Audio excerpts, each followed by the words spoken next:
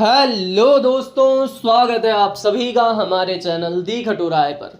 तो आज के इस वीडियो में हम जानेंगे कि जो 2022 के अंदर कंप्यूटर अनुदेशक का एग्ज़ाम हुआ था उसके अंदर कुछ बच्चों के 40% नंबर आने के बाद भी कुछ गलतियों की वजह से उनका सिलेक्शन नहीं हो पाया और आपको किस पैटर्न किस तरीके से आपका पेपर अटेम्प्ट करना है, क्या पढ़कर जाना है, क्या छोड़ना है, आपके लिए क्या ज़्यादा ज़रूरी है, उस सभी पर इस वीडियो पर हम चर्चा करेंगे। तो शुरू से एंड तक वीडियो पर बने रहिए। चलिए शुरू करते हैं।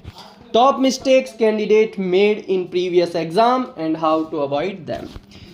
सबसे पहली, पिछली बार परीक्षा का सच सीटें क्यों खाली रह गई थी। आप सभी ने सुना होगा जो 2022 के अंदर एग्जाम हुआ था उसके अंदर सीटें खाली रह गई थी, लेकिन इस बार मानकर चलिए दोस्तों, इतना हार्ड पेपर नहीं आएगा कि आप सभी बच्चों के 40% नंबर भी ना आ पाएँ, क्योंकि बोर्ड भी नहीं चाहता कि सीटें खाली रहे। तो इस बार लगभग आसान सा पेपर आएगा। आसान तो नहीं कह सकते, मीडियम लेवल का पेपर आएगा जिसके अंदर आप अच्छे मार्क्स स्कोर कर सकते हैं।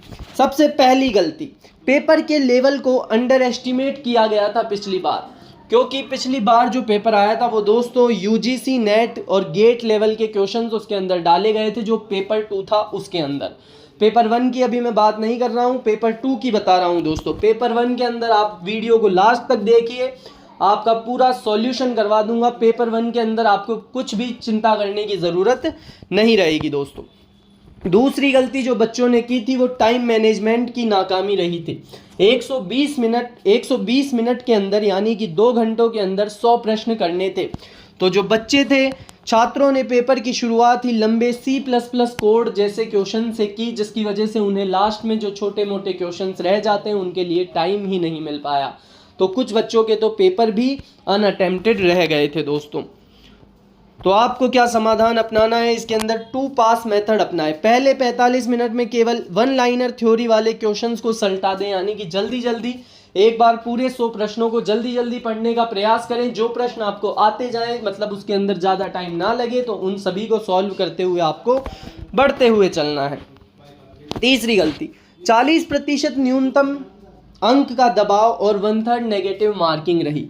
इसके अंदर बच्चों ने ज़्यादा प्रेशर ले लिया कि 40% नंबर भी नहीं आ पाएंगे। इसके अंदर जब पेपर को देखा और 1/3 नेगेटिव मार्किंग को भूल गए और ज़्यादा क्वेश्चंस अटैम्प्ट कर दिए, जिस वजह से वो 40% नंबर भी नहीं ला पाए। अगर आपने 45 से 50 प्रश्न 100% सटीकता से कर लिए तो अतिरिक्त तुक्के बिल्कुल ना लगाएं। इस पेपर के अंदर भी मानकर चलिए कि इतनी ही कट ऑफ रहेगी। मैक्सिमम जो कट ऑफ रहेगी वो दोस्तों 60 या 65% के लगभग रह सकती है अगर पेपर आसान आता है। अगर पिछली बार की तरह हार्ड पेपर आता है तो वापस 40% पर ही नैया रुक जाएगी, गाड़ी आकर रुक जाएगी। तो आप सभी को तुक्का नहीं लगाना है। जहां भी 1/3 नेगेटिव मार्किंग होती है ना, जिस भी पेपर के अंदर, उसमें तुक्का छोड़ दीजिए दोस्तों।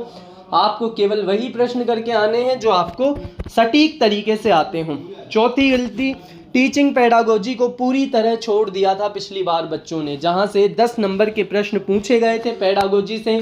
तो इस बार आप पेडागोजी को छोड़कर ना जाएं। और जैसा कि मैंने सिलेबस पर वीडियो बना रखा है दोस्तों, तो पेडागोजी के केवल 2 टॉपिक से ही प्रश्न पूछे गए थे। तो उन 2 टॉपिक्स को आप पढ़ लीजिए, आपको वीडियो मिल जाएगा। चैनल के अंदर जाकर आप या फिर कंप्यूटर अनुदेशक सिलेबस लिखेंगे, उसके आगे हमारे चैनल का नाम दी खटोराय लिखेंगे तो आपको वीडियो मिल जाएगा। उसके अंदर कंप्लीट सिलेबस एनालिसिस है, आपको कौन सा टॉपिक पढ़ना चाहिए वो सभी उसके अंदर बताया हुआ है। इसके लिए, इस समाधान के लिए आपको करना है कि पेडागोजी को हल्के में नहीं लेना है और सभी टॉपिक्स को पढ़ना है दोस्तों। 5वीं गलती पर बात करें तो 5वीं गलती थी पेपर 1 नॉन टेक को कमज़ोर समझ लिया। मतलब जो बच्चे टेक्निकल से आते हैं उन लोगों ने पेपर 1 के ऊपर ज़्यादा ध्यान दिया ही नहीं कि पेपर 1 तो हो जाएगा, हम केवल और केवल पेपर 2 के ऊपर फोकस करेंगे। तो दोस्तों ऐसा नहीं करना है। बहुत सारे बच्चों के पेपर 2 के अंदर 40% से ज़्यादा नंबर आए थे, लेकिन पेपर 1 के अंदर 40% नंबर भी ना लाने की वजह से उन सभी का सिलेक्शन नहीं हो पाया और आपने सुना भी है कि सीटें खाली रह गई थी। तो इस बार आपको पेपर 1 को हल्के में नहीं लेना है। तो दोस्तों पेपर 1 के अंदर रीजनिंग आती है और जीके आती है। Reasoning, math, GK, science, current affair इसके अंदर आने वाले हैं, जिसके अंदर जीके के लिए हमने दोस्तों 4500 प्रश्नों की एक पीडीएफ बनाकर तैयार कर दी है, जो केवल और केवल कंप्यूटर अनुदेशक वाले बच्चों के लिए ही रहने वाली है। जिन भी बच्चों ने कंप्यूटर अनुदेशक का एग्ज़ाम देना है उनके लिए ये पीडीएफ बहुत ही ज़्यादा इंपॉर्टेंट रहेगी, क्योंकि इसके अंदर दोस्तों उन प्रश्नों को मिलाया गया है जिन टॉपिक से पिछली बार प्रश्न पूछे गए थे और जो अभी लेटेस्ट एग्जाम्स हुए हैं जैसे कि एलडीसी, लैब असिस्टेंट, इनके अंदर जो बदलता हुआ पैटर्न है, कैसे प्रश्न पूछे जा रहे हैं, उन सभी प्रश्नों के पैटर्न को अपनाकर उसके अंदर प्रश्न इंक्लूड किए गए हैं और सारे के सारे प्रीवियस ईयर क्वेश्चन है दोस्तों। तो जीके के लिए मैं तो आपको यही कहूँगा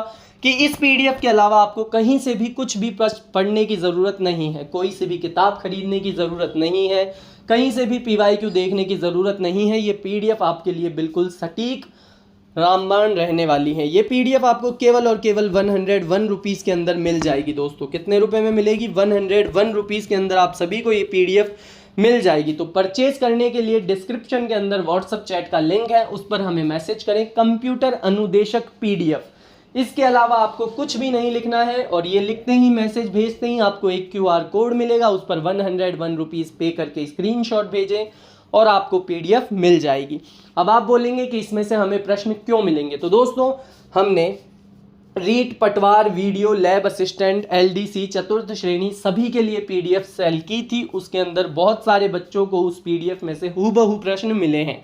मैं उन सभी के कमेंट्स आपको एक बार शो कर देता हूं, उसके बाद इस वीडियो को आगे बढ़ाते हैं। तो ये देखिए दोस्तों, आप इन सभी बच्चों के कमेंट्स आराम से वीडियो को पॉज करके देख सकते हैं, क्योंकि अगर हम एक एक कमेंट इसके अंदर पढ़ने लगेंगे तो बहुत सारा टाइम लग जाएगा। आप इन सभी कमेंट्स को पढ़ सकते हैं। ये देखिए, किरण चौधरी ने लिखा था, मेरा 4th ग्रेड में सिलेक्शन हो गया है सर, आपकी पीडीएफ से रिवीजन करना बहुत ईजी था, एग्जाम हॉल में सब याद आ रहा था, आपकी पीडीएफ सच में सबसे अलग है। तो दोस्तों जीके की आपको टेंशन बिल्कुल भी नहीं लेनी है और रीजनिंग ज़्यादा से ज़्यादा जितनी प्रैक्टिस करोगे उतने आपके क्वेश्चंस जल्दी बनेंगे। और टाइम मैनेजमेंट ज़रूर याद रखना दोस्तों, टाइम मैनेजमेंट आपको करके चलना है। रीजनिंग, मैथ्स जैसे क्वेश्चंस के अंदर ज़्यादा टाइम नहीं लगाना है। तो जिन भी बच्चों को पीडीएफ परचेज करनी है, डिस्क्रिप्शन और कमेंट बॉक्स के अंदर आपको व्हाट्सएप चैट का लिंक मिल जाएगा, उस पर हमें मैसेज करें कंप्यूटर अनुदेशक पीडीएफ। इसके अलावा हाय हेलो जैसे मैसेज नहीं करने हैं दोस्तों, केवल और केवल कंप्यूटर अनुदेशक पीडीएफ लिखना है और उसके बाद आपको एक क्यूआर कोड मिल जाएगा। और मानकर चलिए दोस्तों, इन प्रश्नों के अलावा आपको कहीं से भी कुछ भी पढ़ने की ज़रूरत नहीं है। ये प्रश्न मोर देन इनफ रहने वाले हैं, तो इसके अलावा आपको कहीं से भी एक भी प्रश्न देखने की ज़रूरत नहीं है।